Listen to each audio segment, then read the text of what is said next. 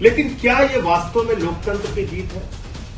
क्या आज इस चुनाव परिणाम के पीछे का जो सच है वो इस देश के लोगों को भूल जाना चाहिए? किस तरह से बंगाल के चुनाव को चुनाव आयोग ने प्रभावित किया, किस तरीके से एसआईआर के जरिए जनता के वोट को लूटा गया। लेकिन क्या ये 2-4% का जो डिफरेंस है ये सही है? क्या सचमुच में इस अंतर के साथ बीजेपी चुनाव जीत सकती थी?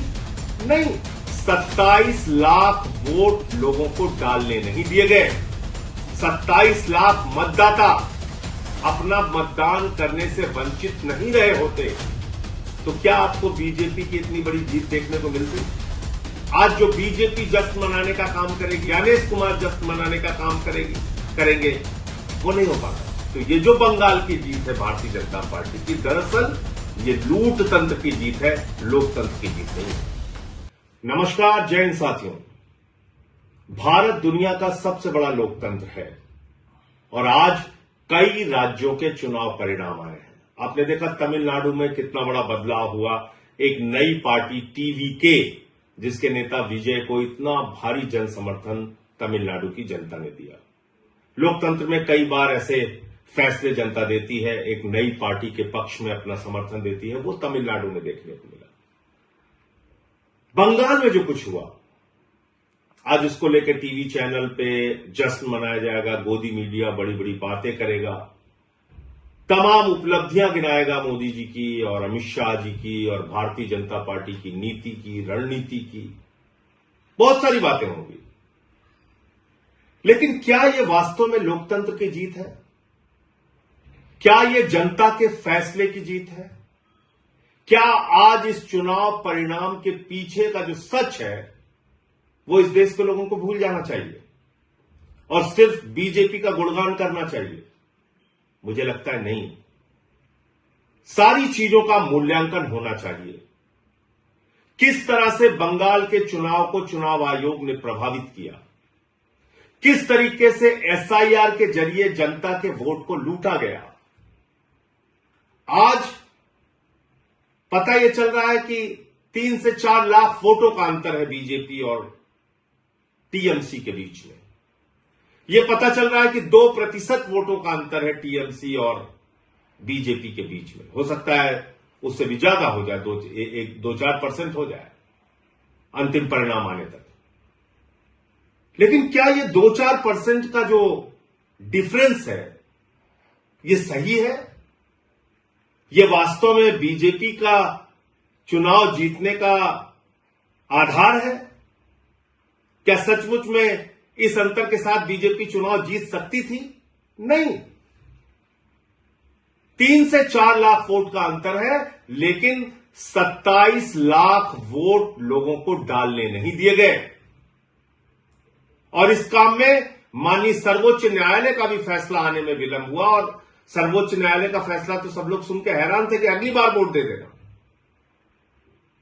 अगर आज वो 27 लाख वोट, 27 लाख मतदाता अपना मतदान करने से वंचित नहीं रहे होते तो क्या आपको बीजेपी की इतनी बड़ी जीत देखने को मिलती?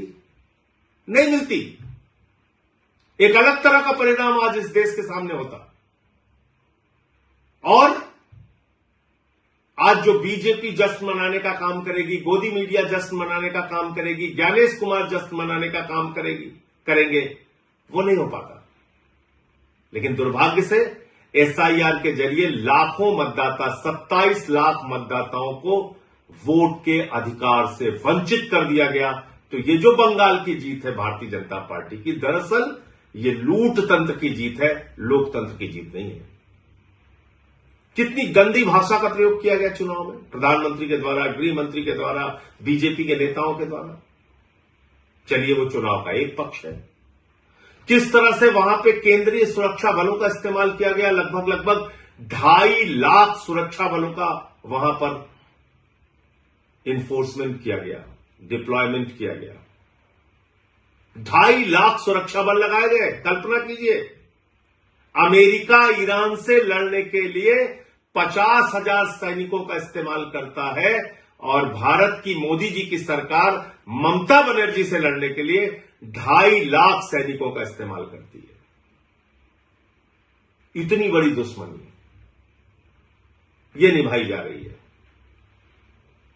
फिर इस चुनाव में यह भी प्रश्न उठता है कि किस तरह से विपक्ष के जो नेता थे, कांग्रेस पार्टी जो थी, राहुल गांधी जो थे, वो जाके वहां पे ममता बनर्जी को ही टारगेट कर रहे थे। 3 से 4% वोट उन लोगों ने भी काटा। वो एक अलग प्रकार का सवाल है। लेकिन इसमें आज टीएमसी की हार हो गई, ममता बनर्जी की हार हो गई और लोकतंत्र की जीत हो गई, ऐसा नहीं है। सच्चाई को छिपाया नहीं जा सकता। ये एसआईआर के घपले की जीत है, ये ज्ञानेश कुमार के घोटाले की जीत है, ये मोदी अमित शाह के द्वारा केंद्रीय सुरक्षा बलों के बेजा इस्तेमाल की जीत है, ये मोदी अमित शाह के इशारे पर चुनाव आयोग एजेंट बन के बीजेपी का जिस तरह से काम कर रहा था और वहां पर सरकारी अधिकारी, चाहे चीफ सेक्रेटरी हो, डीजीपी हो, तमाम जिलों के अधिकारी हो, एसपी हो, डीएम हो, जिस तरह से उनको हटाया गया, ये उसकी जीत है। ये लोकतंत्र की जीत नहीं है। इसके अलावा भी दूसरी बात है, जनता से भी कई प्रश्न हैं। अब जैसे दिल्ली का चुनाव हुआ, दिल्ली के चुनाव में आम आदमी पार्टी ने जो वादे किए पूरा किया, उससे ज्यादा काम करके दिखाया। लेकिन अगर आपको प्रधानमंत्री के 2,500 देने के झूठे वादे पर यकीन था, तो इसमें गलती आम आदमी पार्टी और केजरीवाल की नहीं थी। आज अगर बंगाल के चुनाव में, पंजाब के चुनाव में या दूसरे राज्यों के चुनाव में भारतीय जनता पार्टी जाती है, झूठे वादे करती है, उत्तर प्रदेश के चुनाव में, और उसका मूल्यांकन किए बगैर अगर आप उसको वोट करते हैं, तो इसमें उन पार्टियों की गलती नहीं है। हमको भी अपने बारे में सोचना पड़ेगा। पंजाब में हमारी सरकार ने जो वादा किया उससे ज्यादा काम किया, दिल्ली में हमने जो वादा किया उससे ज्यादा काम किया, लेकिन मोदी जी झालमुड़ी खा के चुनाव जीत रहे हैं, झूठे वादे करके चुनाव जीत रहे, कह रहे 3,000 रुपए देंगे। दिल्ली में महिलाओं को 2,500 नहीं दिया, बंगाल में जाके कह रहे 3,000 रुपए देंगे। उनकी नफरत की राजनीति पे अगर आपको गुस्सा नहीं आता, अगर 993 रुपए सिलेंडर का दाम बढ़ जाता है, उस पर गुस्सा नहीं आता, चुनाव ठीक खत्म होता है उसके तुरंत बाद, और हम लोग कह रहे थे कि निश्चित रूप से गैस के दाम बढ़ेंगे, 261 रुपए 5 किलो के सिलेंडर का दाम बढ़ गया, अब पेट्रोल डीजल के भी दाम बढ़ेंगे। लेकिन अगर इन सब बातों से जनता को कोई फर्क नहीं पड़ता, तो भारतीय जनता पार्टी को क्यों फर्क पड़ेगा? मोदी अमित शाह को क्यों फर्क पड़ेगा? वो तो अपना ये लूट तंत्र का खेल चलाएंगे और जैसे चाहेंगे देश में महंगाई बढ़ाएंगे, जैसे चाहेंगे पूंजीपतियों को बढ़ावा देंगे, जैसे चाहेंगे सरकारी तंत्र का दुरुपयोग करेंगे, जो उन्होंने बंगाल में किया। ईडी का दुरुपयोग किया, सीबीआई का दुरुपयोग किया, चुनाव आयोग का दुरुपयोग किया, हजारों करोड़ रुपए पानी की तरह बहाए, अधिकारियों की ट्रांसफर पोस्टिंग सस्पेंशन किया, 2.5 लाख वहां पे केंद्रीय सुरक्षा बल लगाए, चुनाव का माहौल बिगाड़ा, जो कुछ भी वो कर सकते थे उन्होंने किया, और बंगाल में बीजेपी आज चुनाव जीत गई। लेकिन याद रखिएगा, उड़ीसा की हालत अभी आपने देखा होगा, जीतू मुंडा की तस्वीर देखी होगी, किस तरह से वो अपने बहन के कंकाल को अपने कंधे पे लेके डबल इंजन की सरकार में बैंक जाते हैं 20,000 रुपए पाने के लिए। बंगाल में भी अभी आ गए। जो नफरत की राजनीति पूरे देश में बीजेपी कर रही है, अब उसकी शुरुआत बंगाल में भी होगी। बिहार में भी इन्होंने नीतीश कुमार जी को हटा दिया, वहां सम्राट चौधरी आ गए, वहां भी अब वही सब खेल होगा। इन सब के पीछे आपके मुद्दे कहां हैं? देश कहां खड़ा है?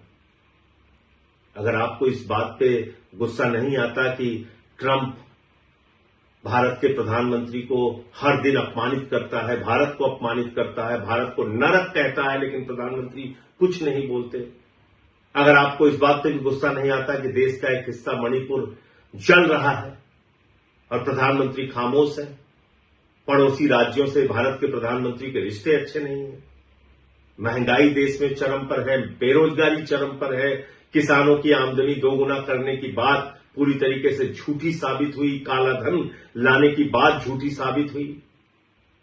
और अगर आपको इन सारी बातों पे गुस्सा नहीं आता और राज्य दर राज्य इस तरह से लोकतंत्र को लूट तंत्र में बदलकर चुनाव जीतने का बीजेपी का अभियान जारी रहेगा और हम और आप खामोश बैठे रहेंगे, तो याद रखिएगा, बीजेपी तो अपना रास्ता तय कर रही है, लेकिन लोकतंत्र का इतिहास जब लिखा जाएगा तो उसमें हमको भी कभी माफ नहीं किया जाएगा।